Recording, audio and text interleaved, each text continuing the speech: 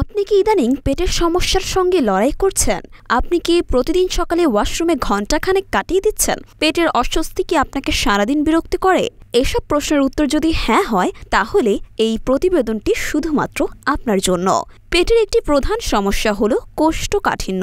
সহজ কথায় বলতে গেলে কোষ্ঠকাঠিন্য হলে অন্ত্রের নড়াচড়া খুব কম হয় এবং মল বের করা খুব কঠিন হয়ে যায়, যার ফলে পেট ফাঁপা, পেটে ব্যথা, এমনকি কখনো কখনো শরীরে ঠান্ডা এবং কাঁপুনি দেখা দেয়। কোষ্ঠকাঠিন্যের অনেক কারণ হতে পারে, তবে কোষ্ঠকাঠিন্যের জন্য ঘরোয়া প্রতিকার হিসেবে বেছে নিতে পারেন বিশেষ চা।